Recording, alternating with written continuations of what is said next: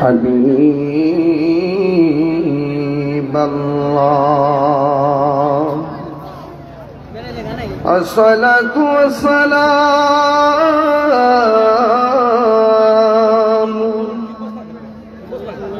عليك يا شفيع المذنبين الصلاة والسلام عليك يا رحمة للعالمين اللهم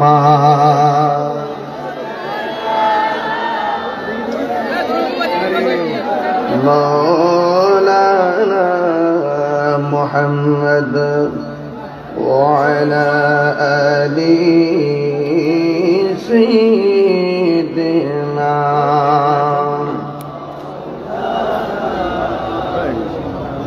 এই দুনিয়া পড়ে থাকবে আমরা একদিন থাকিব না সবাই আমাদের ভুলে গেলেও নবী গো আপনি ভুলেন না আল্লাহুম্মা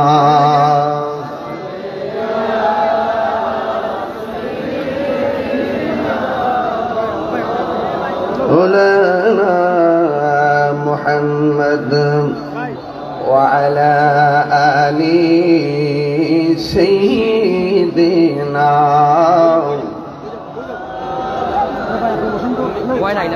يا رسول الله حبيبي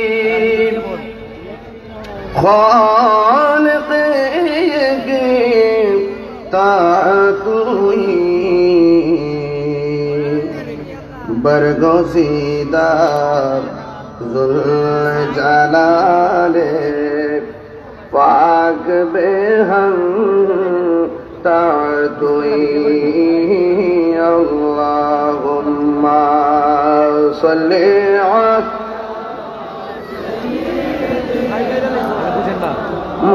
مولانا محمد وعلى آل سيدنا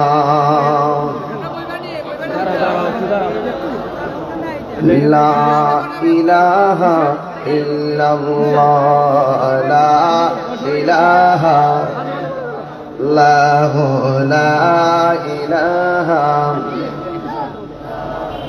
لا إله إلا لا إله إلا الله محمد رسول الله صلى الله عليه وسلم উপস্থিত আজিমুশান শায়েস্তাগঞ্জ পুরান বাজার আহলুস সুন্নাত ওয়াল জামাত এর উদ্যোগে 50তম তাফসীরুল কুরআন মাহফিলের সম্মানিত সভাপতি হযরত আল্লাহ মাওলানা শাহাবুদ্দিন সাহেব খতিব গৌসুল আজম রহমতুল্লাহ আলাইহি জামি মসজিদ পুরান বাজার, সভাপতি দেওয়ান সৈয়দ আকিকুর রেজা সাহেব, সংগঠন অত্র সংগঠনের সভাপতি সহসভাপতি ত্রয় মাওলানা মুফতি আহমদ কবির, হারুন রশিদ, আলহাজ মুবারকুল্লাহ সাহেব আমার পূর্বে দীর্ঘক্ষণ পর্যন্ত আলোচনা করেছেন।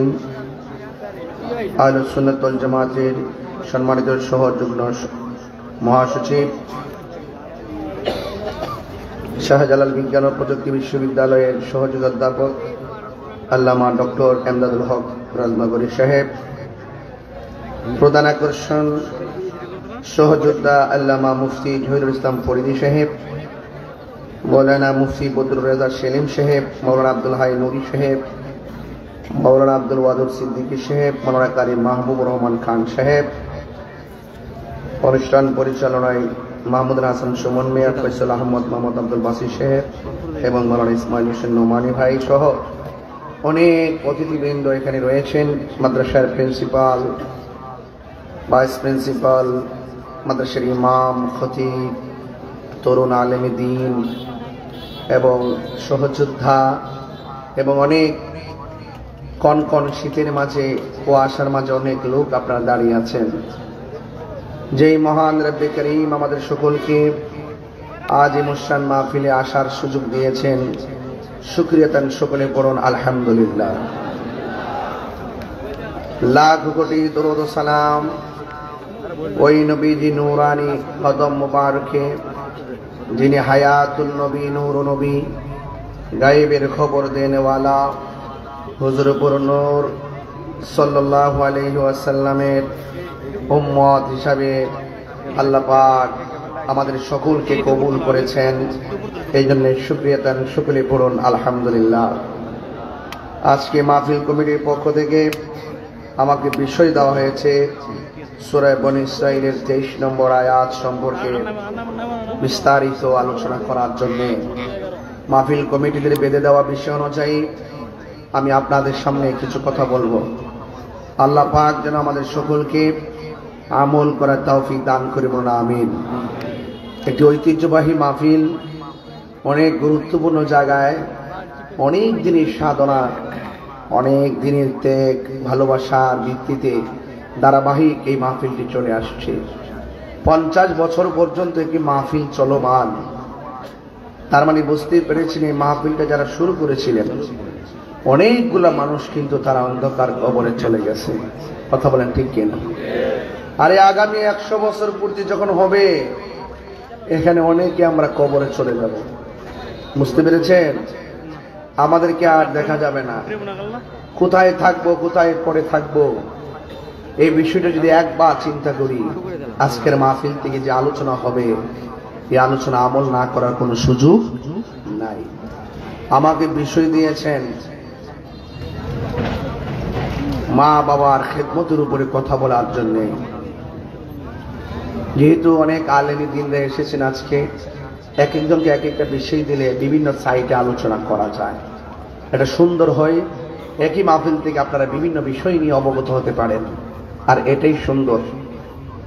আল্লাহ রাব্বুল আলামিন আমাদেরকে পাঠিয়েছেন একমাত্র তার গোলামি করার জন্য।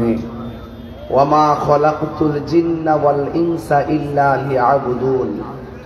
আল্লাহ বলছেন, আমি মানুষ এবং জিন জাতিকে সৃষ্টি করেছি একমাত্র আমি আল্লাহর গোলামি করার জন্য। আফদালুল ইবাদাতুস সালাত, সর্বোত্তম ইবাদত হলো নামাজ। এই নামাজ ইবাদতের পর সর্বোত্তম ইবাদত নামাজ। সেই ইবাদতের পরই আল্লাহ পাক রব্বুল আলামিন খেদমতের কথা বলেছেন। তার মানে বুঝতে হবে ইবাদতের পাশাপাশি খেদমতটা কত গুরুত্বপূর্ণ। কথা বলেন ঠিক না ঠিক? আজকের এই মাহফিলে আপনারা যারা এসেছেন, শুধুমাত্র আলোচনা শুনলে চলবে না, আলোচনাগুলো আপনাদের সকলকে মানতে হবে। আমার ভাইয়েরা, আল্লাহ রাব্বুল আলামিন আমাদের এমন অনেক, যে এখন শীত চলতেছে না, আপনি খবর নিয়ে দেখেন, ছেলে ঢাকা শহরে 3 তলা ফ্ল্যাট নিয়ে থাকে, আর গ্রামের বাড়িতে মা ভাঙ্গা বাড়িতে টিনের ঘরের মধ্যে কনকন শীতের মধ্যে শাড়ি কাপড় পেঁচিয়ে পড়ে আছে। কথা বলেন ঠিক কিনা বলেন?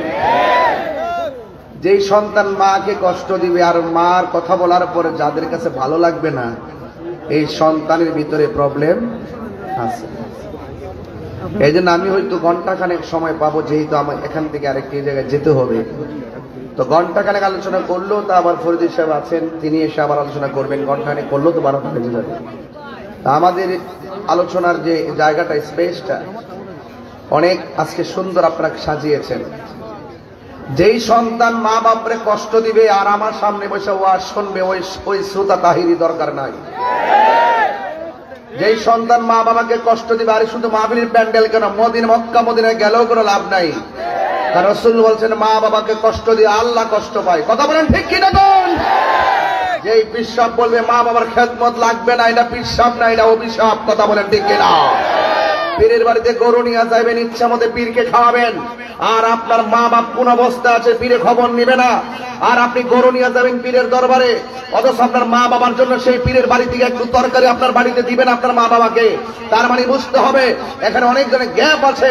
আজকে আমরা যারা সমাজে রয়েছি, আমরা মা বাপের চাইতে বাহিরে মানুষকে বেশি ভালোবাসি, কথা বলেন ঠিক কিনা? আমার শাস্তাগঞ্জের বাবারা, চুনারঘাটের বাবারা, আমি আবারও পরিষ্কার করে বলছি, মা বাবার মনে কষ্ট দিলে আল্লাহ সহ্য করে না, কথা বলেন ঠিক না বেঠি? আল্লাহ বলছেন ওয়াকাদা রাব্বুকা আল্লা তা'বুদু ইল্লা ইয়্যাহ, আল্লাহ বলছেন তোমাদের উপরে ইবাদত করাকে আবশ্যক করে দেওয়া হয়েছে। আপনারা জবানটা খুলে বলুন, ইবাদত পাওয়ার মালিক কে? যে আয়াত দিয়েছেন, আয়াতের ভিতরে আমি দুইটা সাবজেক্ট বের করেছি, একটা হলো ইবাদত, আরেকটা হলো খেদমত। একটা হলো ইবাদত, আরেকটা হলো খেদমত। ইবাদত হবে কার? আওয়াজে মানে বলেন, ইবাদত হবে কার? সেজদা পাওয়ার মালিক কে? এই আওয়াজে মানে নাজরে মানে কে? কোন সন্দেহ আছে? আমরা কি আল্লাহ ছাড়া কারোর কাছে মাথা নত করি?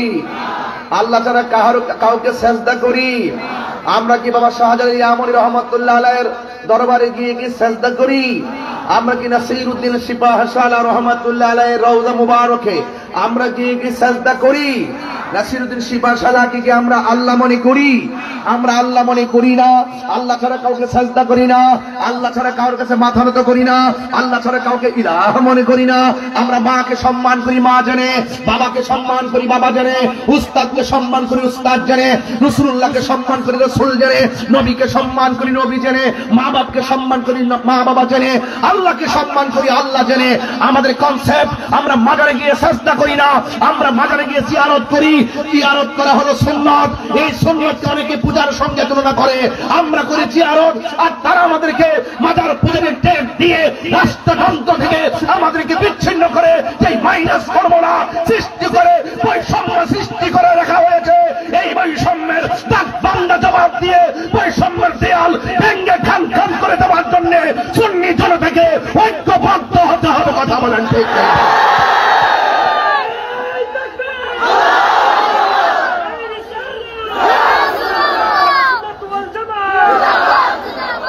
আমার ভাইয়েরা, কথা পরিষ্কার, কথা অত্যন্ত আকাশে উদীয়মান তারকারাজির মতন পরিষ্কার, আকাশে দীপ্যমান সূর্যালোকের মতো পরিষ্কার, আকাশে উদীয়মান সূর্যালোকের মতো পরিষ্কার। ইউনিভার্সের পথ হিসাবে আমি বলে দিয়ে যেতে চাই, আজকে রাষ্ট্রযন্ত্র আহলে সুন্নাত ওয়াল জামাতকে মাইনাস ফর্মুলায় রেখেছে একটা মাত্র কারণ, ওই সমস্ত রাষ্ট্রযন্ত্রের ডানে বামে স্বাধীনতা বিরোধী, সার্বভৌমত্বের বিরোধী, ধর্মদ্রোহী, দেশদ্রোহী মানুষের ছত্রছায়ায় রাষ্ট্রযন্ত্র পরাধীনতার শৃঙ্খলা আবদ্ধ হওয়ার কারণে মনে হচ্ছে যেন জিম্মি হয়ে আছে। সেই জিম্মির দেয়ালকে ভেঙে দিতে হলে এই দেশের 65% তরিকাপন্থীকে এই দেশের সার্বভৌমত্ব সুরক্ষায় কাজে লাগাতে হবে, কথা বলেন। আমার ভাইয়েরা, কোন জায়গায় সমস্যা সেটা আপনাকে ফাইন্ড আউট করতে হবে। সমস্যাটা কোন জায়গায়? শিক্ষিত সমাজ কয় সুন্নিরা মাজার পূজারী, শিক্ষিত সমাজ কয় সুন্নিরা ভণ্ড, শিক্ষিত সমাজ কয় সুন্নিরা মাজারে গিয়ে পূজা করে, শিক্ষিত সমাজ কয় সুন্নিরা মাজারে গিয়ে সাজদা করে। আসলে কি সাজদা করি? বলে আসল কি সাজদা করি?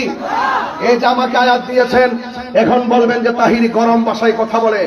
আমার হাত বান্দিবি, পা বান্দিবি, মন বান্দিবি কেমনে? মনে করছেন নরম একটা বিষয় দিলেই আমি ঠান্ডা হয়ে যাব? আমি ঠান্ডা হওয়ার পিলাম না, হক কথা বলবই, সাদাকে সাদা বলবই। চুনারঘাটের মানুষ, মাধবপুরের মানুষ, শাস্তাগঞ্জ, হবিগঞ্জ, লাখাইয়ের মানুষ, আপনারা বলুন আমরা সুন্নিরা কি দুই না এক? একসাথে থাকলে কারো ক্ষতি হবে না। যদি আলাদা আলাদা থাকেন তাহলে ওই রাষ্ট্রযন্ত্র যেইভাবে বৈষম্য সৃষ্টি করেছে, আজকে শাহপুরান, এরপর চলে গেছে ওই ফরিদপুরি, এরপর চলে যাবে আরেক জায়গায়, 2 দিন পরে দেখবেন ওই উপকারা আবার নাসিরুদ্দিন সিপাহশালার দিকে তাকিয়েছে। এই জন্য সেই লাল চোখে আমরা পরিষ্কার ভাষায় বলতে চাই, আল্লাহর ওই মাজারকে সুরক্ষা করার দায়িত্ব ইনশাআল্লাহ আমাদের, কথা বলে ঠিক না বেঠিক? সবাইকে এক হতে হবে, সবাইকে ঐক্যবদ্ধ থাকতে হবে। আমার শাস্তাগঞ্জের মানুষ, আমরা কি এখন খানকায় বসে থাকার সময় আছে? আরে হাত তুলে বলো আছে। সবাইকে বলছি অ্যালার্ট থাকুন, সতর্ক থাকুন, ঐক্যবদ্ধ থাকুন। আওয়াজ করে বলুন সাজদা পাওয়ার মালিক কে? আল্লাহ বলছেন ওয়াকাদা রাব্বুকা আল্লা তা'বুদু ইল্লা ইয়্যাহ, আল্লাহ ছাড়া কারো ইবাদত করা যাবে না। আল্লাহ বলেন তোমাদের উপরে ইবাদত করাকে আবশ্যক করে দেওয়া হয়েছে। আল্লাহ বলেছেন ওয়া ইলাহুকুম ইলাহু ওয়াহিদুন লা ইলাহা ইল্লা হুয়ার রহমানুর রহিম কুল হুয়াল্লাহু আহাদ আল্লাহুস সামাদ লাম ইয়ালিদ ওয়া লাম ইউলাদ ওয়া লাম ইয়াকুল লাহু কুফুয়ান আহাদ। সুন্নিদের কনসেপ্ট ক্লিয়ার, আল্লাহ হলো একজন, আল্লাহু লা ইলাহা ইল্লা হুয়াল হাইয়ুল কাইয়্যুম, আল্লাহ হলো চিরঞ্জীব সর্বনিয়তা, লা তাখুযুহু সিনাতু ওয়া লা নাওম, আল্লাহ তন্দ্রা নাই নিদ্রা নাই, আল্লাহ পাকের তন্দ্রা নাই নিদ্রা নাই। হ্যাঁ, লাউ কানা আলিহাতুন ইল্লাল্লাহু লা ফাসাদাতা, হ্যাঁ আমার যুবক, লাউ কানা ফীহিমা আলিহাতুন ইল্লাল্লাহু লা ফাসাদাতা, আল্লাহ ছাড়া কোনো ইলাহ নাই যদি মনে করে যে আছে, সবকিছু কি হয়ে যেত, সব এলোমেলো হয়ে যেত। আল্লাহ একজন সব নিয়ন্ত্রণ করছেন বলেই নিয়মিত সূর্য ওঠে, আবার আকাশে চাঁদ ওঠে, আবার সূর্য অস্ত যায়, আবার তারকা ওঠে, আবার সূর্য হারিয়ে যায়, কোথাও দিন কোথাও রাত। বলুন এর পিছনে কারিগরকে? আর বড় করে কারিগরকে? এই কথাগুলো তো আমরা অনেক বছর ধরে বলতেছি, এরপর আমরা পারি না কেন? এরপর আমরা আগাতে পারি নাই কেন? আমাদের একতার অভাব ছিল। আজকে আমরা দুই না এক। আপনারা চিন্তা করবেন না, যারা ঐক্যবদ্ধ হয়েছে, যারা ঐক্যবদ্ধ হয়েছেন, আলহামদুলিল্লাহ, তৃণমূল আপনাদেরকে খুব সুন্দর করে গ্রহণ করেছেন। যদি আবার আপনাদের মাঝে কোনো ধরনের ডান বাম কিছু হয়ে যায় কোনো না কোনো কারণে, সারা জীবন আপনারা আপনাদের বিবেকের কাছে অপরাধী বলে সাব্যস্ত থাকবেন এবং তৃণমূল কিন্তু অনেক ব্যতীত হবে। এই জন্য আশা করছি আমাদের দায়িত্বশীলরা যেভাবে আগাচ্ছেন এইভাবে আগাতে থাকুন। ইনশাআল্লাহ কোটি সুন্নি জনতা আমরা মাঠে ময়দানে আছি। কথা বলেন ঠিক না বেঠে? এবার আসুন, ছেলে, ওই ছোট্ট ছেলে থেকে দাঁড় করো, তুমি দাঁড়াও, তুমি দাঁড়াও, কাছে কাছে কাছে, এদিকে এদিকে। তোমার নাম কি? হ্যাঁ, আল্লাহ কয়জন? বয়স কত? 8-9 বছরের পোলার জিগাইলাম যে আল্লাহ কয়জন? হ্যাঁ কয় একজন। আর আঙ্গুদেশের ওই মৌলবীরা রাষ্ট্রযন্ত্রে বুঝাইছে তাহিরিরা মাজারিকা পূজা করে, তাহিরিরা ওই উলিয়াল্লাহরে আল্লাহ মনে করে, আর রাষ্ট্রযন্ত্রে যা ডুব গিলছে, বুঝছেননি? আমরা কোথায় নিয়ে আমরা ফালাইছে চিন্তা করে দেখেন। 8 বছরের বাচ্চা বুঝে আল্লাহ পাকের ওয়াহদানিয়াত সম্পর্কে, আর কথা বলেন না ঠিক কি না বলেন? এই অপপ্রচার করতে করতে শিক্ষিতরা বুঝাইছে মাইনাস ফর্মুলা। একটা কথা মনে রাখবেন, তাহিরিরা এখন জিন্দা আছে, জিন্দা এখনো আছে। জবাব ইনশাআল্লাহ সময় মতো আমাদের সকলকে দিতে হবে। আমরা আলাদা থাকার সুযোগ, আমরা সকলকে নিয়ে দেশটা সাজাতে চাই। আমি আবারও বলছি, আপনারা বিভাজন সৃষ্টি করবেন না, আপনারা অযথা আমাদেরকে ট্যাগ দিবেন না, আপনারা অযথা আমাদেরকে অপব্যাখ্যা করে আমাদেরকে অপবাদ দিবেন না। যদি আপনারা যদি সহজ হন, আমরা চাই আপনারা আমাদের হাতে হাত মিলান। আকীদার সমস্যা হলে আপনি আমাকে বুঝিয়ে নেন, আর না হয় আপনি বুঝে আসুন। হাতে হাত রাখুন, ঐক্যবদ্ধ হন, তাহলে সংসদের কোনা কানা দিয়া জায়গা নেওয়ান যাইব। আর নাইলে কিন্তু খবর আছে, নাইলে কি আছে? খবর আছে। যেই প্রক্রিয়া অ্যাপ্লাই করছেন 1 বছর পরে হোক আর 10 বছর পরে হোক, হাতটি কিন্তু গুঁড়ো থাকতো না। কবর থেকে লাশ তুলে আগুন ধরে দিচ্ছেন না, এই সংস্কৃতি ভালো লক্ষণ না। আপনি যেই কবর থেকে তুলছেন তার জীবন কিন্তু বংশ কিন্তু মরছে না, একদিন সুযোগ পাইলে তারাও কিন্তু ছাই কইরা উড়াই দিব। কথা বলেন ঠিক না বেঠে? কথা বলেন ঠিক কিনা বেঠে? যেই খেলা দেখাইছেন একসঙ্গে 90টা মাজার ভাঙছেন, এগুলো ভালো লক্ষণ না। তরিকাপন্থীরা কিন্তু ভেসে আসে নাই। আহলে সুন্নাত ওয়াল জামাত বানের জলে ভেসে আসা কচুরি পানা নয়।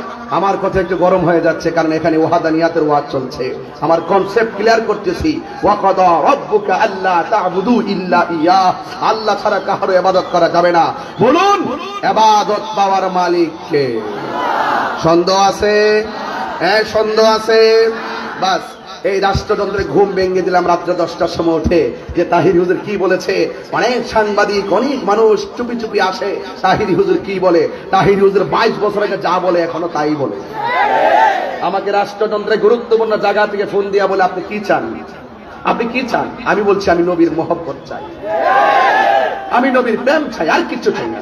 বলছি কি চান? আমি বলছি নবীর গোলামি চাই। আর একটু আশ্চর্য মানুষ আপনি, বলছি আপনি কি চান? বলছে তো নবীর গোলামি চাই। কথা বলেন ঠিক না বেঠে? আর বিক্রি হইলে আর ডলার কামানোর ধান্দা থাকলে এতদিনে বহুত কিছু করে ফেলতে পারতাম। আমাদের নিজেদের লোকের টেরও পাইতো না। তাহিরি এক মুখে দুই কথা বলে না। কথা বলে ঠিক না বেঠে? আমার বাড়িতে গিয়ে খবর নিয়ে দেখবেন, আমার মা আমার জন্য অনেক দোয়া করে, অনেক দোয়া করে। এই দেখেন, এবাদতের পাশাপাশি আমার প্রিন্সিপাল হুজুর এখানে বসা আছেন, এবাদতের পাশাপাশি আল্লাহ বলছেন ওয়াবিল ওয়ালিদাইনি ইহসানা, বলছেন তোমরা মা বাবার সঙ্গে ভালো ব্যবহার করো, ভালো আচরণ করো, হাসান থেকে হাসান, সুন্দর ব্যবহার করো। এ যুবক ভাইয়েরা, এখন প্রশ্ন হলো মা বাবার সঙ্গে কতদিন ভালো ব্যবহার করবেন? আমাদের দেশের ছেলেরা, এই যে ছেলে একটা আছে 9 বছরের পোলা, সে কিন্তু টাকা রুজি করে না। এখন মা যেমনি কয় এমনি শুনে, অর্ধেক ডরায় অর্ধেক ডরায় না। বয়সের তালে আবহাওয়ার দোষে অনেক সময় মা বাপের কথা শুনে না, কিন্তু মা বাপরে ঠিকই মানে। রাত্র যেখানে গরুক না কেন গড়াই আশ্রয় নেই, কেন? সে হইল বেকার। সে কি বেকার? সে যখন বেকার তখন তার টাকা নেওয়ার একটা কারখানা, এটা হলো মা বাবা। যখন সে সবল হয়ে যায় তখন মা বাবা রুজি রোজগার বন্ধ হয়ে যায়, মা বাপ তখন ছোট হয়ে যায়, শিশু হয়ে যায়, আর সন্তান রোজগার করে, তখন কিন্তু সে আর এক থাকে না, সে একটা বাবা ঘুরে। আমি টেহা রোজি করি, মা বাপের কথা শুনতাম যে লেগে, মা বাপ ঘরে ঘুরে থাকবো, আমাকে দৌড়ায় ধরতে পারবো? এই যে বাইরে গেছে গাঞ্জির কাটির লেগে চলতেছে, বাবা ট্যাবলেট বাবা ঘুরের লেগে চলতেছে, এ যেমনি মনছে এমনি স্বাস্থ্যগঞ্জ রেলওয়ে পার্কে যায় বাবা খাইতেছে, গাঞ্জা খাইতেছে, ঘুরতেছে। মা বাপকে যদি কই গেছো রে, জিহানো মনছে জানো গেছে, তোমার কি হয়েছে? কারণ মা বাপ তো দুর্বল।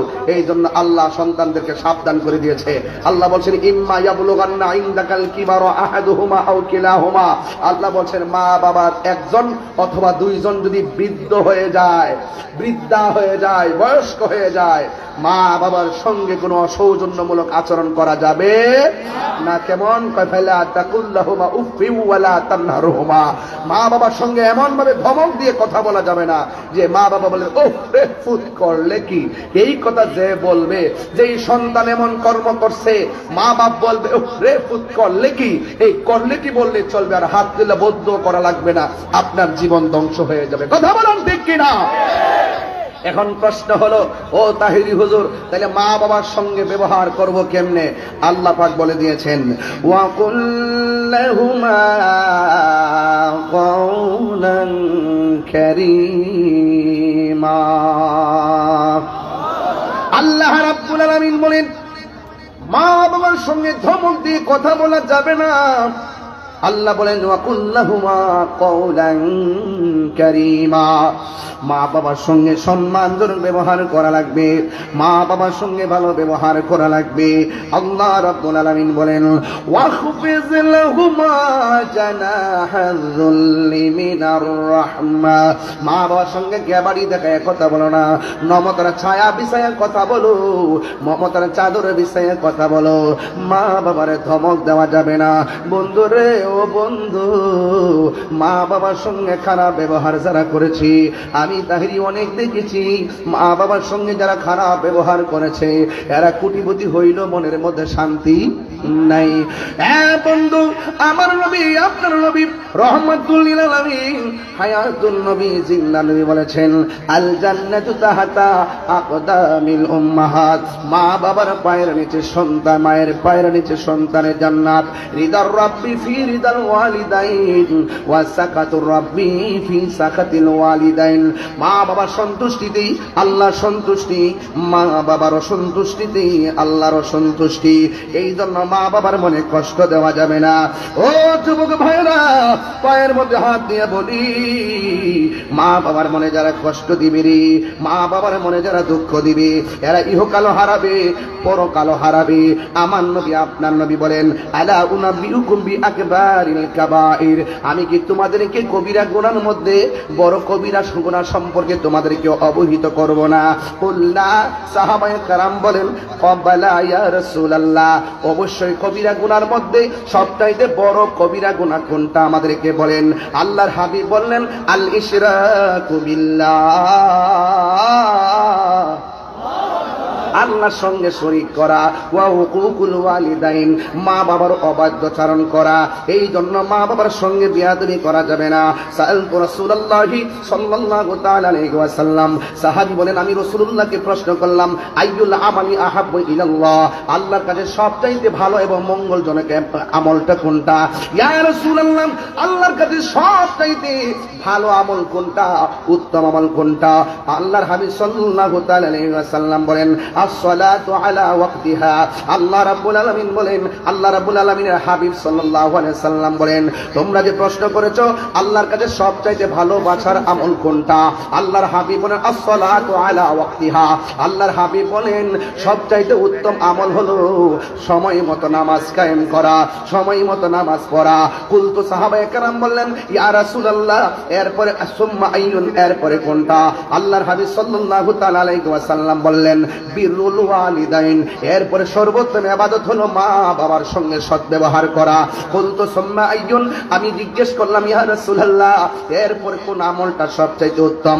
ক্বালা রাসূলুল্লাহি সাল্লাল্লাহু তাআলা আলাইহি ওয়াসাল্লাম, আল জিহাদু ফি সাবিলিল্লাহ, এরপরে সবচাইতে উত্তম আমল হলো আল্লাহর রাস্তায় জিহাদ করা। এক যুবক ভাইরা, যেই জায়গার মধ্যে আল্লাহর হাবিব বলেছেন আল্লাহ রাব্বুল আলামিনের কাছে সবচাইতে প্রিয় উত্তম আমলটা হলো সময় মতো নামাজ পড়া। আজকে বড় কষ্ট লাগে, দুঃখ লাগে, মসজিদের মধ্যে আজান হয়, যখন ফজরের নামাজের আজান হয় সারা রাত মোবাইলটা চালাইয়া আজান দেওয়ার পরে মোবাইলটা চার্জ লাগায় ঘুমে যায়। এটাই হলো শতকরা 80% যুবকের বাস্তবতা। কথা বলেন ঠিক কিনা? যে মনে মনে কল্পনা করে আজানটা হয়েছে কিনা, চার্জটা শেষ হয়েছে কিনা, আজানটা দেওয়ার পরে মোবাইলটারে চার্জে লাগায় ঘুমে যায়। অথচ মুয়াজ্জিন যখন বলে আসসালাতু খায়রুম মিনান নাওম, ঘুম থেকে নামাজ উত্তম, অথচ বান্দা চয়েস করেছে নামাজ থেকে ঘুম উত্তম। আল্লাহ বলে, বান্দা তুই আমার সঙ্গে নাফরমানি করেছিস। আল্লাহ রাব্বুল আলামিন বলেন, ও পৃথিবীর মানুষ, আমাকে যদি তোমরা স্মরণ করো আমি আল্লাহ তোমাদেরকে স্মরণ করব। এই জন্য আমার ভাইয়েরা, আল্লাহ সময় মতো নামাজে যাওয়া বড় ফজিলত রয়েছে। আজকে মনে বড় দুঃখ লাগে, অনেকগুলা মসজিদের পাশে দোকানদার থাকে, কিছু কিছু দোকানের ভিতরে ক্যারাম বোর্ড টাকা দিয়া চালানো হয়। এক বুট খেললে 100 টাকা, 2 বুট খেললে 200 টাকা। যখন মসজিদের মধ্যে নামাজ চলে, যেই আঙ্গুল দিয়া মসজিদে পায় আশহাদু আল্লাহ ইলাহা ইল্লাল্লাহ, মসজিদের ভিতরে যে আঙ্গুল দিয়ে শাহাদা করে, আর ক্যারাম বোর্ডের মধ্যে ওই আঙ্গুল দিয়ে তারা খেলাধুলা করে। ও বন্ধুগণ, খবর আছে, খবর আছে, খেলায় খেলায় সময় নষ্ট করে দিও না রে বাজি। এই জন্য আমার আল্লাহর হাবিব বলেন, এরপরে সবচাইতে উত্তম আমল হলো মা বাবার খেদমত করা। এক লোক সাহাবীকে জিজ্ঞাসা করি, আর ও নবীর সাহাবী, আমি তো একটা মেয়ের বিয়ের প্রস্তাব দিয়েছিলাম, মেয়েটা আমার বিয়ের প্রস্তাবে রাজি হয় নাই। এরপরে কিছুক্ষণ পরে দেখলাম মেয়েটাকে আরেকটা ছেলে বিয়ের প্রস্তাব দিয়েছে। শুধুমাত্র বিয়ের প্রস্তাবই দেয় নাই, মেয়েটা বিয়ের প্রস্তাবের মধ্যে রাজি হইয়া গেছে। এরপরে ছেলেটার সঙ্গে মেয়েটার বিয়ে হয়ে গেছে। এখন মনে মনে ভাবলাম, এই ছেলেটাও ছেলে, আমিও ছেলে। আমি মেয়েটারে প্রশ্ন করলাম, তোমাকে পছন্দ করি, তোমাকে বিয়ে করতে চাই। মেয়ে বলে আমি রাজি নয়, কিন্তু একটা ছেলে আমার চাইতে বেশি সুবিধা নয়। মেয়েটা বলে তোমার প্রস্তাবে রাজি, বিয়ে হয়ে গেছে। আমি ছেলে তখন মেয়েটার প্রতি ক্ষুব্ধ হয়ে গেছি। আমি মেয়েটারে নিজের হাত দিয়া খুন করেছি। নবীর সাহাবী গো, ও সাহাবী, একটু বলেন না, এত বড় গুনাহ আমি করছি, আমার গুনাহটা ক্ষমা হবে নি? তখন নবীর সাহাবী ডাক দিয়া কয়, যুবক, আমি তোমার কাছে জানতে চাই তোমার মা বেঁচে আছেনি? এবার ছেলেটা কয়, না, আমার মা দুনিয়াতে বেঁচে নাই। আর একটা সাহাবী শুই না কয়, ও নবীর সাহাবী, এই ছেলেটা বলছে মেয়েকে খুন করেছে। আপনি বললেন এই ছেলেটা বলছে মেয়েকে খুন করেছে, অথচ ছেলেটা বলছে আমার ক্ষমা আসেনি। আপনি তাকে ক্ষমা রাস্তা না দেখাইয়া আপনি প্রথম বলছেন তার মা আসেনি। দোষ করলো ছেলে, মাকে কেন তালাশ করলেন? ওই সাহাবীটা আপনি কয়, ও নবীর সাহাবী, আল্লাহর হাবিব সাল্লাল্লাহু তাআলা আলাইহি ওয়াসাল্লামের কাছে আমি যে মায়ের বর্ণনা শুনেছি, এই মা এমন জিনিস, সন্তান যদিও অপরাধ করেছে, কিন্তু মা যদি বাচ্চা থাকে, সন্তানটা যদি মারে কয়, আম্মা আমি তো ভুল করে ফেলাইছি গো, আমার কোনো ক্ষমা আছে, তুমি একটু দোয়া করো না। এই পৃথিবীর মধ্যে একটা মাত্র মানুষ দুইটা হাত তুললে মাঝখানে কোনো পর্দা থাকে না, দোয়া করলে কবুল, বদদুয়া দিলেও কবুল। আমার মন বলছে ছেলেটা যে খুন করেছে, ছেলের মা যদি তাহাজ্জুদ নামাজের পরে ওইটা যদি কইতো, আল্লাহ আমার ছেলে বুঝে নাই, আমার ছেলে ভুল করছে, আমার ছেলেটারে মাফ করে দাও, ওই মায়ের দোয়াটা আল্লাহর দরবারে তাড়াতাড়ি কবুল হয়ে যেত। এই জন্য মা এমন জিনিস, পৃথিবীর সবার দোয়ার মধ্যে স্বার্থ থাকে, কিন্তু মায়ের দোয়ার মধ্যে কোনো স্বার্থ থাকে না। মা নিঃস্বার্থে মার সন্তানের জন্য দোয়া করে।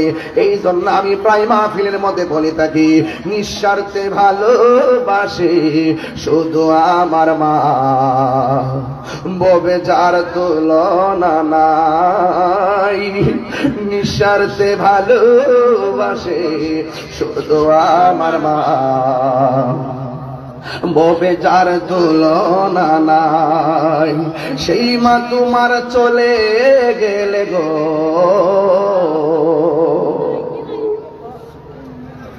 শীতের মধ্যে বাড়িতে গিয়ে দরজা খুলছে, কত মা দুঃখিনী।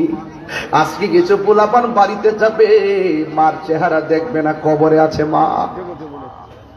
নিঃস্বার্থে ভালোবাসে শুধু আমার মা, ববে যার তুলনা নাই।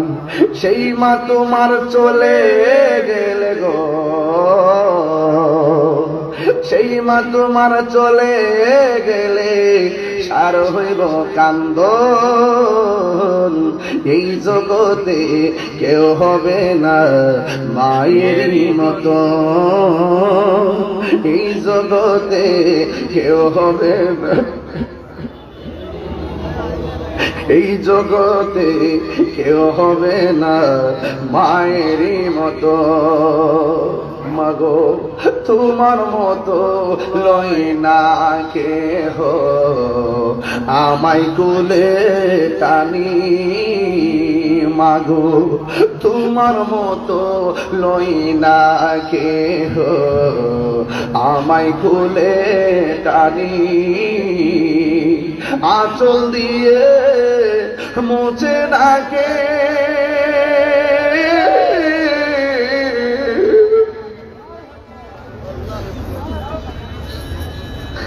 আঁচল দিয়ে মুছে না কেউ আমার চোখের পানি।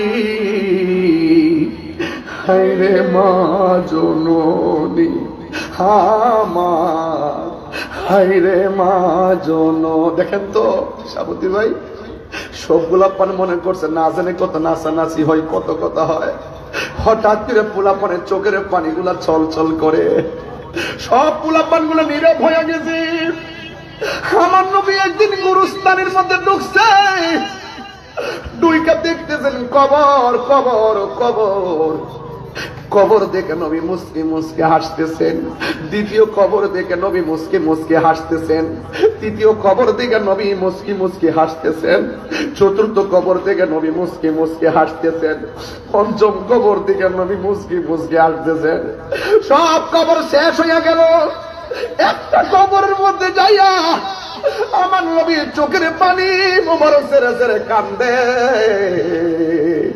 সাহাবীরা কই ইয়া রাসূলুল্লাহ, ইয়া হাবিবাল্লাহ, সব কবরে গিয়ে আপনি সুন্দর করে হাসলেন, আমাদের কাছে ভালো লেগেছে। ইয়া রাসূলুল্লাহ, একটা কবরের পাড়ে যাইয়া কেন আপনি চোখের পানি ফেলে কান্না করলেন? আমার নবী গো, সাহাবীরা রে, বাজারের মধ্যে যাও, বাজারে যাইয়া ঘোষণা করে দাও, এই গুরুস্থানে যতজনের আপনজন শোয়াইছে সবাই যেন কবরের পাড়ে এসে দাঁড়ায়। গুরুস্থানটা নতুন, চিহ্নিত রাখা বড় সহজ, সমসাময়িক মানুষগুলা পাওয়া বড় সহজ হইয়া গেল। এবার ওই মুহূর্তে বাজারে এলান করার পরে সবাই গুরুস্থানে আসতেছে। ও বন্ধুরে, শুধু তাই নয়, সাহাবায়ে কেরাম মনে মনে ভাবতেছেন, নবী সব খবরের দিকে তাকাইয়া হাসছে। কিন্তু একটা কবরের পারে যায় নবী কেন কাঁদলো? কিন্তু আমরা দেখতে চাই ওই কবরের পারে কোন মানুষটা এসে দাঁড়ায়। রাসূলুল্লাহকে প্রশ্ন করা হয়, ইয়া রাসূলুল্লাহ, নবী গো, ও মায়ের নবী, সব কবরে আপনি মুসকে মুসকে হাসলেন, কিন্তু একটা কবরে যাইয়া কাঁদলেন, হাসলেন কেন? আমার নবী, আপনার নবী রহমাতুল লিল আলামিন ডাক দিয়া বলে, আমি কেন হাসছি জানোনি? একটা মাত্র কারণে আমি হাসছি, একটা মাত্র কারণে আমি হাসছি। আমি যখন গুরুস্থানে ঢুকলাম, আমি দেখলাম গুরুস্থানে যতজনে শোয়াইছে প্রত্যেকের নিচে আমার আল্লাহ জান্নাতের গালিচা বিছায়া রাখছি, তারা আরাম করে ঘুমায়া রইছে। হ্যাঁ পৃথিবীর মানুষ, ইয়া রাসূলুল্লাহ, নবী গো, তাইলে একটা কবরে পারে যাইয়া কেন কাঁদলেন? পয়সাটা আমি পরে বলবো।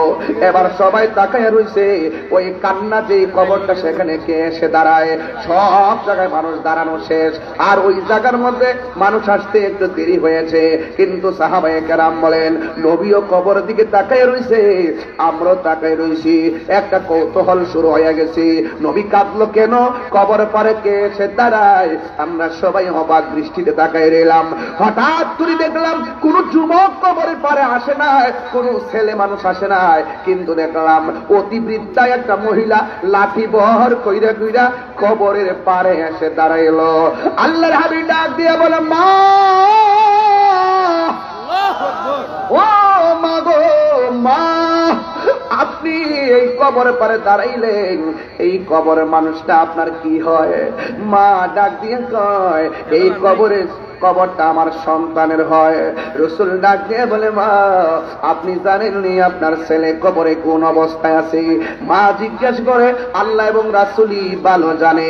এই কথা বলার পর আল্লাহর হাবিব সাল্লাল্লাহু তাআলা আলাইহি ওয়াসাল্লাম বলেন, মা গো, আপনার সন্তানটা কবরের ভিতরে বড় কষ্টে আছে, অনেক যন্ত্রণার মধ্যে আছে।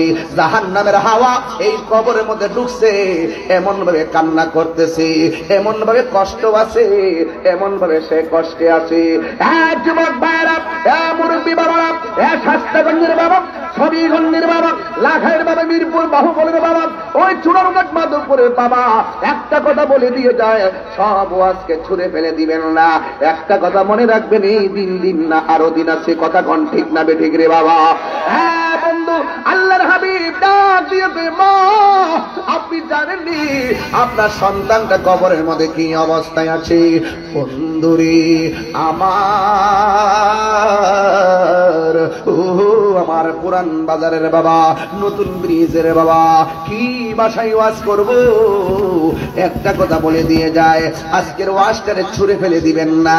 এবার মহিলা যেই মাত্র শুনছে আমার নবী বলেছেন, তোমার সন্তানটা জাহান্নামের অগ্নিতপ্ত হাওয়ার মধ্যে কাতরাচ্ছে, এই কথা যেই মাত্র শুনছে, শুনুন, আমার মা যদি এই মুহূর্তে শুনে, অথবা শাহাবুদ্দিন হুজুরের আম্মা যদি এই মাত্র শুনে, না দুনিয়াতে তো নাই, কিন্তু আমার আম্মা যদি শুনে, পৃথিবীর সব মা যদি শুনে যে তার সন্তানের মাথাটা ফেটে গেছে, মা কি তখন হাসবে না কাঁদবে?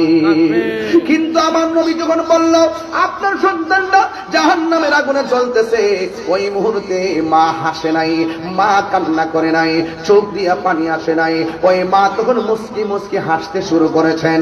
আল্লাহর হাবিব ডাক দিয়ে বলে, মা, আপনাকে বললাম আপনার সন্তান কবরে আযাবের মধ্যে আছে, এটা শোনার পরও কেন আপনি হাসলেন? কারণটা কি? এবার মা তার দুঃখের বিবরণ দেয়। এটাই ছিল আজকের আমার ওয়াজের মূল বিষয়। আপনাদের কি কোনো কষ্ট হয় না কিরে বাজি? এই কষ্ট নিবেন না, ওয়াজটারে আজকে বাড়ির মধ্যে নিয়ে যাবেন। ওই মা ডাক দিয়া কয়, ইয়া রাসূলুল্লাহ, নবী গো, ও মায়ার নবীজি, আমার সন্তান যেদিন থেকে আমার পেটে গেছে, ওই দিন থেকে আমার মতো আনন্দিত আর কেউ নাই। 10 মাস 10 দিন হতে যাচ্ছে, সন্তান পেটের মধ্যে লাথি মেরে আমার ঘুম ভাঙছে, আমি চোখের পানি ফালাইয়া কাঁদছি। সকালবেলা মানুষ দেখলে শরম, এই জন্য পানিটা মইসা হাসি মুখে ঘুম থেকে উঠছি।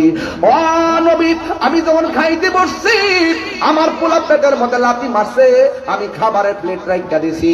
মানুষ জিজ্ঞাসা রাখলা কেন? আমি বলছি মুখের মধ্যে রুচি নাই, সন্তানের লাথি আমি গোপন দেখেছি। এরপরও আমার সন্তান আমার লাথি দিলে বড় ভালো লাগে, ব্যথা লাগলেও বড় ভালো লাগে। কারণ হলো একটা, কারণ না লড়লে মনে হয় যেন বাচ্চারা পেটে মইরা রইছে, লাথি যখন দেয় তখন মনে আনন্দ লাগে আমার পোলাটা জিন্দা আছে। এই হলো মায়ের অভিব্যক্তি। ও বন্ধুগণ, ওয়াহনান আলা ওয়াহনিন, এই পৃথিবীর মধ্যে কষ্টের পর কষ্ট যা করে তিনি হলো তোমার মা।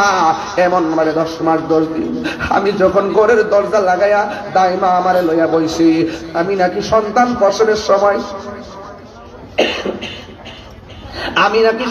প্রসবের সময় কয়েকবার বেহুশ হয়ে গেলাম। এরপরে যাক আল্লাহ বাঁচায় রাখছে, আমি সুন্দর করে সন্তানটারে প্রসব করলাম, তিলে তিলে সন্তানটারে বড় করলাম। আমার শরীরটা দুর্বল হয়ে গেছে, তখন আমার সন্তান আমারে মূল্য দেয় না। একদিন বললাম, বাবা এমন ব্যবহার করিস না, বড় কষ্ট পায়। এই সন্তান আমাকে দমক মারছে, যেই মাত্র দমক মারছে মা কই পুত্রে আমারে এমন ভাবে দমকটা দিলে কেন? তখন নবী গো, আমি সন্তানের কষ্ট পাই আল্লাহর কাছে হাত বাড়াইছি, আল্লাহর ডাক দিয়ে বলছি, আল্লাহ আমার পোলা আমার যে কষ্টটা দিতেছে তুমিও তারে কষ্ট দিও। আল্লাহ যে আমি পাগলনির দোয়াটা কবুল করছে, এই জন্য আমি হাসতেছি, আমার মতো আনন্দিত আর কেউ নাই। এরপরে আমার নবী তো উম্মতের কান্ডারি, উম্মতের কষ্ট সহ্য করতে পারে না। ওই মুহূর্তে আল্লাহর হাবিব বলেন, মাগো আপনি হয়তো দেখেন না কবরের মধ্যে আযাব হইতেছে, আপনারা আওয়াজ করে বলুন আমার নবী দেখার ক্ষমতা আছে না নাই? ওয়ামা ইয়াস্তাবিল আহইয়া ওয়ালাল আমওয়াত ইন্নাল্লাহা ইউসমিউ মান ইয়াশা। যারা মুর্দা যারা জিন্দা তারা এক হতে পারে না। ওয়ামা ইয়াস্তাবিল আহইয়া ওয়ালাল আমওয়াত, যারা মুর্দা যারা জিন্দা তারা সমান হতে পারে না। ইন্নাল্লাহা ইউসমিউ মান ইয়াশা, আল্লাহ যারা ইচ্ছা করে তারে ওই কবরের আযাবের আওয়াজ শোনার ক্ষমতা দান করে, শুধু শোনা নয় দেখারও ক্ষমতা দান করে। আপনারা জবান খুলে বলেন আমার নবীর সেই ক্ষমতা আছে না নাই? এখন আমার নবী তো উম্মতের কান্ডারি, চিৎকার মেরে কন্যা আল্লাহু আকবার। নবী বলছে সবচাইতে 3টা কবিরা গুনাহ বড়, একটা হলো আল্লাহর সঙ্গে শরীক করা, 2 নম্বর হলো মা বাবার সঙ্গে করা, অবাধ্যচরণ করা। আর কবিরা গুনাহের ব্যাপারে নবী তো বলছেন শাফাআতি লি আহলিল কাবাইর মিন উম্মতি, উম্মত গুনাহ কইরা ফলাইলো, বড় বড় গুনাহ করলো নবী সুপারিশ করবে। আল্লাহর হাবিব ওই মায়ের সামনে 2টা হাত আল্লাহকে বাড়াইয়া দিয়ে গেল, আল্লাহু আকবার। সাহাবায়ে কেরাম তাকায় রইছে, আল্লাহর হাবিবের মতো মুস্তাজিবুদ দাওয়া 1,24,000 পয়গাম্বর কেউ না রে। নবী কইছে সাহাবীরা তোমরা সমস্যা আসেনি? কয় সমস্যা আছে। কয় কি? কয় আকাশের সূর্যটা চোখের মধ্যে লাগে। নবী বলে আল্লাহ আমার সাহাবার চোখের মধ্যে সূর্য লাগে ব্যবস্থা করে দাও। আমার আল্লাহ ওই সূর্যের মুখের মধ্যে মেঘমালা দিয়া দিছে। সাহাবিয়া কেরাম কই ইয়া রাসূলুল্লাহ তলোয়ারটা ভাঙা গেছে। আমার নবী বলে হাতের মধ্যে গাছের ডাল লও, হাতের মধ্যে গাছের ডাল নিছে, ওই ডালটা তরবারি হয়ে গেছে। আমার নবী কয় হে আলী তুমি কাঁদো কেন? আলী কয় নবী গো আপনি শুয়ে রইছেন আর ওই দিক দিয়া আসরের নামাজের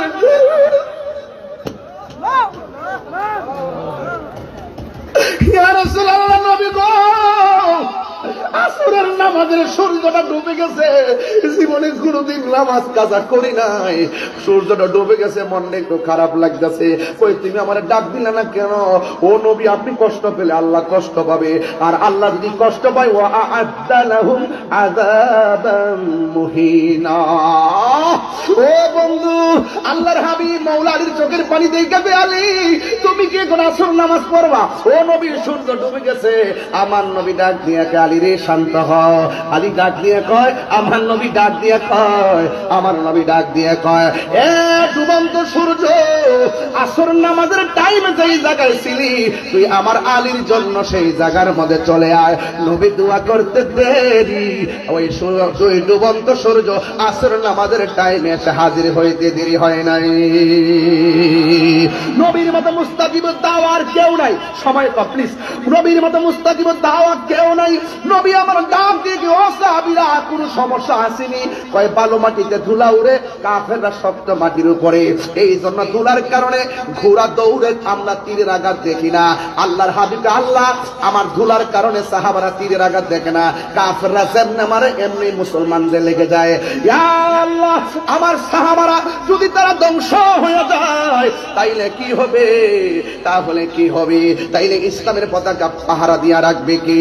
ও বন্ধুরে, বন্ধুরে, ও শাস্তাগঞ্জের বাবা, ইন দি মিন টাইমে আমার নবী যখন বললেন ও আল্লাহ, ও আল্লাহ, ও আল্লাহ, আমার সাহাবীরা ধুলাবালির কারণে কিছুই দেখে না, নবী আমার দোয়াটা করতে দেরি, আমার আল্লাহ আসমান থেকে মুষলধারে বৃষ্টি নামাইয়া শক্ত মাটির পিছলা বানাইছে আর বালু মাটির শক্ত বানাইয়া দিছে। জোরে জোরে কি সুবহানাল্লাহ বলা যাবে না? আমার নবী ডাক দিয়ে সাহাবারা কি বলতে চাও?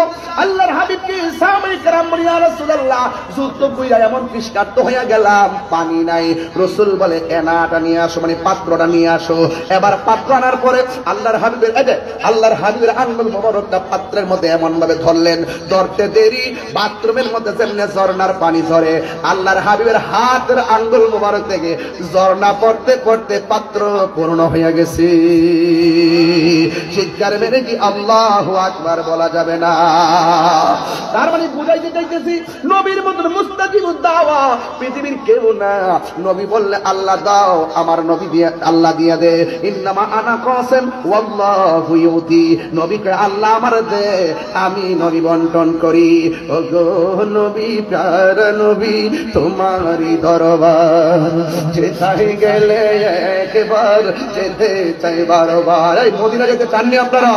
ওগো নবী, প্যারা নবী, তোমারই দরবার যেথায় গেলে একবার যেতে চাই বারবার। দু জাহানে চলে নবী তোমার জমিদারি, দু জাহানে চলে নবী তোমার জমিদারি। আল্লাহ সব কিছুর মালিক, তুমি বন্টনকারী। আমরা নবীর ভিখারি, আমরা কার ভিখারি? আমরা হয় না রে কার ভিখারি? আমরা হাত তুলে বড় খুশি হব, কার ভিখারি? আমরা নবীর ভিখারি। তোমার ক্ষমতা চলে আসমানে শুধু জমিনে নয়, তোমার ইশারায় মাগরিব হতে উল্টায় আসর। ওয়াজ বুঝাই গেছি? তোমার ক্ষমতা চলে আসমানে শুধু জমিনে নয়, তোমার ইশারায় মাগরিব হতে উল্টা আসর হয়। তোমার মুজিজার কথা কি শেষ করিতে পারি? খেজুর গাছের ডাল হয়ে যায়, খেজুর গাছের ডাল হয়ে যায় ধারালো তরবারি। আমরা নবীর ভিখারি, আমরা কার ভিখারি গো বলো? নবীর ভিখারি, আমরা নবীর ভিখারি। ও গো নবী, প্যারা নবী, তোমারই দরবার যেথায় গেলে একবার যেতে চাই বারবার। দু জাহানে চলে নবী তোমার জমিদারি, দু জাহানে চলে নবী তোমার জমিদারি। আল্লাহ সব কিছুর মালিক, তুমি বন্টনকারী। আমরা নবীর ভিখারি, আমরা নবীর ভিখারি। আমরা কার ভিখারি গো বলো? হয় নাই কার ভিখারি গো বলো? আমরা নবীর ভিখারি, আমরা নবীর ভিখারি। জোরে জোরে আল্লাহু আকবার বলা যাবে না?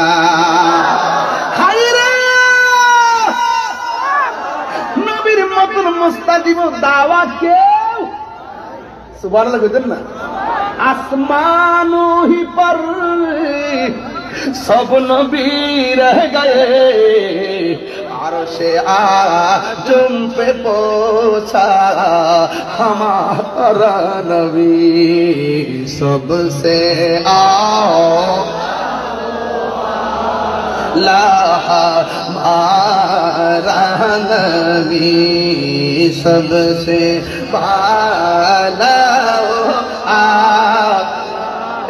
কত সুন্দর লাগছে আমার যুবক পোলা পান্ডি নবী সবসে আওলা হো আলা মারা নবী সবসে বালা হো আলা মারা নবী क्या खबर कितने तारे किले छुप गए पुरने डूबे ना डूबा हमारा नबी में कब्र अंधेरी में घबरा जब तन्हा इमदाद मेरी करने अजान रसूलुल्लाह जुरे कौन सुबहानाल्लाह আমি বলছি বাবা নবীর মতন মুস্তাজিবুদ দাওয়াত কেউ নাই আমার মা দাঁড়ায় রইছে আমার নবী বলেন আল্লাহ ওই মহিলা তো কবরে আযাব দেখে না কিন্তু আল্লাহ মহিলাটারে একটু কবরে আযাবটা দেখাইয়া দাও এই কবরটারে আলোক করে দাও এই কবর কি আসল ঘর না নকল ঘর কিরে বাজি এই মুহূর্তে 10 বছর একটা কবর খুললে কি পাইবেন কোন তো না থাকবে কে বলছে থাকছে হাড্ডি থাকবে আমি বাজে বলতে গেছি শিখাইছি 3 দিন পরে কয়দিন 3 দিন পরে নাকটা পচে যায় 6 দিন পরে নখ গোলা উঠে যায় 9 দিন পরে মাথার চুল গোলা উঠে যায় 10 দিন পরে চোখটা ফেটে যায়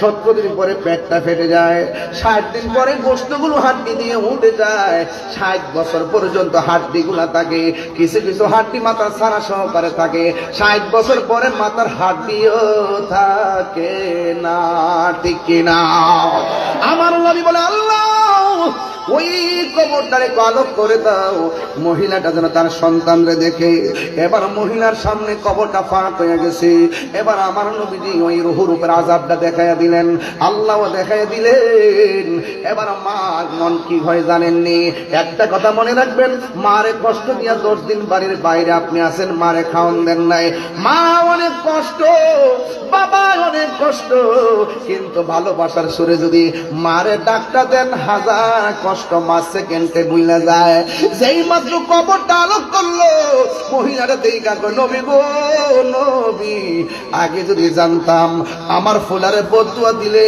আমার আল্লাহ এমন মনে জ্বালাইব মাগো আমি কেমন করে দেব মাটি আমি কেমন করে দেব মাটি তোমার এই কবরে মা তুমি আমার আগে যেও না গো মরে কন্যা মা তুমি আমার আগে যেও না গো মরে যখন রাত্রি নিঝুম নেই চোখে ঘুম একলা শূন্য ঘরে তোমায় মনে পড়ে মাগো তোমায় মনে পড়ে এই সেই ঘর এই সেই খাট বিছানার পাশে আছে পানের বাটা চশমাটা পরে আছে পাশে শুধু মানে শুধু মানে শুধু মানে শুধু মানে দরজাটা খুলতে খেয়ে যাই ধুকা ওই সাবুত হুজুর আমার কই হুজুর আমার আম্মা নাই বাড়ি যাওয়ার পরে আর মার মমতার চেহারা আর দেখবে না আমি বাড়িতে গেলে আমার বাবার চেহারা আর দেখি না দরজাটা খুলতে বলতেন কে যাই ধুকা, মা বুঝি বলছে খেলে নাকি খুকা। বুকের ভেতরটা নড়ে চড়ে ওঠে, চোখ বেয়ে জল নেমে আসে, শুধু মানে শুধু মানে শুধু মানে শুধু মা। এই আমার আব্বা হারাইছি তো, মনে হয়ে গেছে আব্বা, জানি ফিরে পাবো না হারানো দিদি। বাবা শুধু তাহিরির ফেলে বাঁধা স্মৃতি। মার ব্যবহৃত শাড়ি ঘরে এখনো মনে আছে, মার ব্যবহৃত বিছানাটা মনে এখনো আছে, যাই নামাজটা মনে এখনো পরে আছে, কিন্তু মা নাই। আমার বাপের রুমালটা এখনো ঘরে আছে, চেয়ারটা এখনো আছে, বিছানাটা এখনো আছে, কিন্তু আমার বাবা দুনিয়াতে নাই। জানি ফিরে পাবো না হারানো তিথি, বাবা শুধু তাহিরির ফেমে বাঁধা স্মৃতি। বুকের ভেতরটা নড়ে চড়ে ওঠে, চোখ বেয়ে জল নেমে আসে, শুধু মানে শুধু মানে শুধু মানে শুধু মানে। এই সেই ঘর, এই সেই খাট, বিছানার পাশে আছে বাবা গো বাবা। আজকে আমার বিষয় দিচ্ছে মা বাপের বিষয়। আমি একটু বলে দিয়ে যাচ্ছি, আনুষঙ্গিক অনেক কথা বলছি। আমার বাপকে হারাইছে, আমি বুঝি বাপ কেমন বট বৃক্ষ। বাবা গো বাবা, আমার বাপের সপ্তাহে 4 দিন আসতেন নাসির শিপাশালার মাজারে। সপ্তাহে কয়দিন? 4 দিন। লাস্টে দিন ইন্তেকাল করবেন, ওই দিন এই দরবারের পাশেই গেটটার মধ্যে আব্বা অসুস্থ হয়, এরপরে হসপিটাল যাওয়ার পথে ইন্তেকাল করেন। শেষ হাজিরাটা আল্লাহর ওলি দরবারে দিয়ে গেছেন। আল্লাহু আকবার কর না কেন? বাবা গো বাবা, বাবা গো বাবা, বাবা তুমি কেমন আছো ছোট মাটির ঘরে? তোমার কথারি দই মাঝে করছে বারে বারে। বাবা গো বাবা, বাবা গো বাবা, কত আদরে কত স্নেহ তোমার কাছে পেলাম, সব কিছু হারিয়ে আজকে নিঃস্ব হয়ে গেলাম। কত আদরে কত স্নেহ তোমার কাছে পেলাম, সব কিছু হারিয়ে আজকে নিঃস্ব হয়ে গেলাম। ভালোবাসি তোমায় বাবা, না ভালো বুকটা যে চাইছি যে তোমার কথারি হৃদয় মাঝে পড়ছে বারে বারে। বাবা গো বাবা, বাবা গো বাবা। পায়ে হাত দিয়া বলে যায়, পায়ে হাত দিয়ে বলা যায়, জীবনে কোনোদিন মা বাপের মনে কষ্ট দিবেন না। দিবেন? আমার যুবক পোলাপানগুলো দিবেন? মা বাপের দোয়ায় শুধু ধনী হয় না, মা বাপের দোয়ায় সন্তান ওলি হয়। আরো বড় করে বলেন সুবহানাল্লাহ। খবরদার, শীত আসছে, নিজে ল্যাপ দিয়ে ঘুমাইলে চলতো না, মা কোন অবস্থায় আছে দেখা লাগবে। কথা কন ঠিক কিনা কন? আমার যুবকদেরকে লাস্ট কালাম, জীবনে কোনোদিন নেশা করা যাবে? সত্যি করে বলো, নেশা করা যাবে? এখন কিন্তু খুন খারাপি বেড়ে গেছে, নেশার টাকার জন্য সন্তান মাকে মেরে ফেলে। কথা কন ঠিক না বেটে? এই নেশা কি করা যাবে? বাবা খাওয়া যাবে? খবরদার, নেশামুক্ত সমাজ, মা বাবার ভক্ত এবং জি বলতেছি, আজকে এই কিশোর বয়সের পোলাপান গ্রুপে গ্রুপে চলে। আজকে শুনলাম এই যে টিকটকের মধ্যে নাকি গ্রুপ ট্রুপ আছে না, যোগাযোগ কইরা কি করছে, এক ছেলের লয়ে গেছে বগুড়া, কয়েকদিন পর্যন্ত খবর নাই। এরপরে ওই 4-5 বন্ধু মিলে নিয়ে গেছে, 4-5 দিন পরে আবার সে এখান থেকে আসছে। তাহলে বন্ধু সঙ্গ করে লোহাও জলে বাসে, কথা কোন ঠিক না বেঠিক? বন্ধু যদি বাজান খারাপ হয় জীবন শেষ। যে বন্ধু হাতের মধ্যে সভ্যতার কাগজ আর কলম না দিয়া বাবা ট্যাবলেট ধরাই দিছে, এই বন্ধুর পজিশন আমার কাছে কতটুকু সেটা বলতেছি। তোমার জীবনে যদি কোনো শত্রু থাকে, ওই বন্ধুটা হলো শত্রু যে তোমার হাতে নেশা ধরাই দিছে। কথা কোন ঠিক না বেঠিক? আজকে থেকে ওয়াদা করতে হবে, চলেন আমি যতক্ষণ কথা বলছি 1 ঘন্টা চোখের পলকে চলে গেছে। বলেন তো দেখি, যতক্ষণ কথা বলছি আমি কি বিষয়ের বাইরে গেছি? কথা বিষয়ের বাইরে গেছি? 2টা পাঠ করছি, একটা পাঠ হলো ইবাদত আর একটা পাঠ হলো খেদমত। এই জন্য কিছু কথা বলছি। বলুন, নামাজের দরকার আছে না নাই? আরো দরকার আছে না নাই? মা বাবার খেদমত দরকার আছে না নাই? তাহলে একটু আওয়াজ করে কোন নেশা কি চলবে না বন্ধ হবে? আমার আপনার ঠোঁট লড়ে নাই, জোরে কোন নেশা কি চলবে না বন্ধ হবে? আজকে থেকে নেশা করব, মা বাপের মনে কষ্ট দিব এবং চুরি করব। কেউ বুদ্ধি দিয়া দিলে 5,000 টাকা 2,000 টাকা ধরাই দিলে কাউকে খুন করব।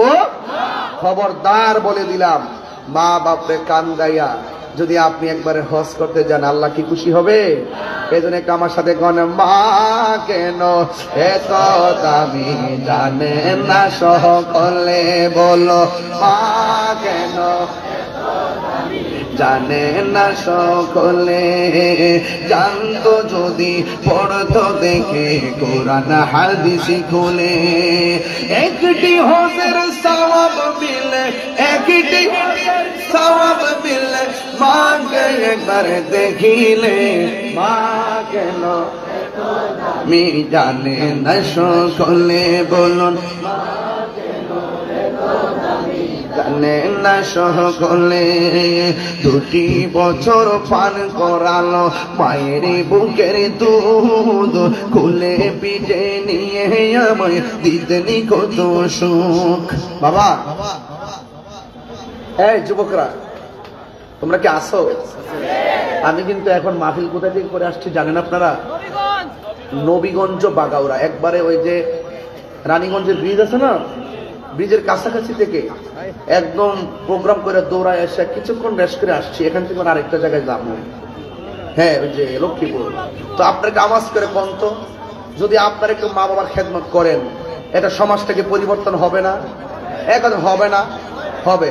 এই জন্য সবাই একটু মনের, হ্যাঁ মা কেন এত দামি জানে না সকলে, জানতো যদি পড়তো দেখে কোরআন হাদিস খুলে। একটি হজের সওয়াব মিলে, একটি হজের সওয়াব মিলে, মাকে একবার দেখিলে, দেখিলে।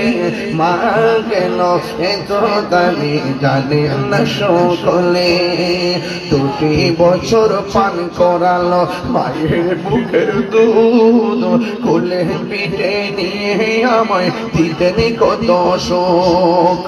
2টি বছর পান করালো মায়ের বুকের দুধ, খুলে পিঠে নিয়ে আমায় দিতেনি কত সুখ। সেই মায়ের কষ্ট দিলে, সেই দিলে খোদার রসটলে, মা গেল এত দামি জানে না সকলে, বললো মা গেল এত দামি জানে না সকলে। মায়ের প্রসবের কালে কত কষ্ট পাই, বিমুষ হইয়া পড়ে মায়ে আপন বিছানায়। সন্তানের নিয়া কোলে, সন্তানের নিয়া কোলে প্রসবে তা বলে, মা গেল এত দামি জানে না সকলে, বলুন মা গেল এত দামি জানে না সকলে। হাত তুলে বলেন, হাত তুলে জানাই দেন, জানে না সকলে, বললো জানে না সকলে, বলুন মা গেল এত দামি জানে না সকলে। জানতো যদি পড়তো দেখে কোরআন হাদিস খুলে, আমল হজের সওয়াব মিলে মাকে একবার দেখিলে দেখিলে মা কেন এত দামি জানে না সকলে বলুন মা কেন এত দামি জানে না সকলে মা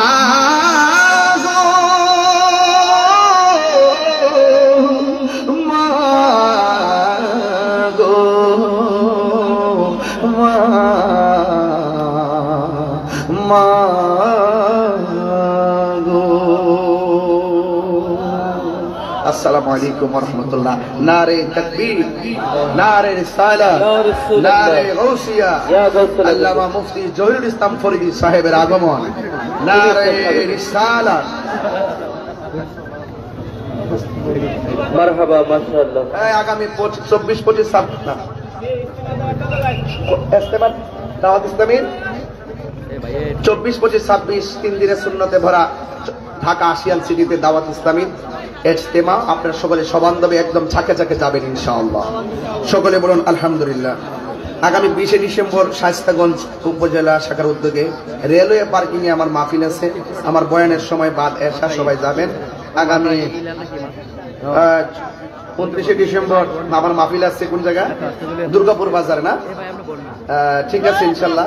আর বিশেষত হলো সামনে তো একটা নির্বাচন আছে কিনা, কথা আছে কিনা বলেন? যদি বৃহত্তর সুন্নি জোট যদি আমাকে এখানে হবিগঞ্জ 4 মাধবপুর সোনারগাঁয়ের জন্য যদি মনোনীত করে, ইনশাআল্লাহ আপনাদের সার্বিক মনোসম্মতি থাকে এবং অল্প সময়ের ভিতরে আপনাদের মনের ভিতরে যে একটা গণজোয়ার সৃষ্টি হয়েছে, আপনাদের বাদ বাংলার জোয়ারকে কাজে লাগিয়ে ইনশাআল্লাহ আমরা সকলকে নিয়ে চেষ্টা করব অন্তত আহলুস সুন্নাত ওয়াল জামাতের প্রতিনিধি হয়ে যেন আমরা যেন সংসদে গিয়ে ইয়া নবী সালাম আলাইকা পড়তে পারি। কথা বলেন ঠিক না বেঠে? আল্লাহ আমাদের সকলকে বোঝার তৌফিক দান। সবাই বসুন ইনশাআল্লাহ। আমাদের ফরিদী সাহেব আসছেন, আলোচনা করবেন ইনশাআল্লাহ। সবাই একটি নারা দিন, নারে তাকবীর, নারে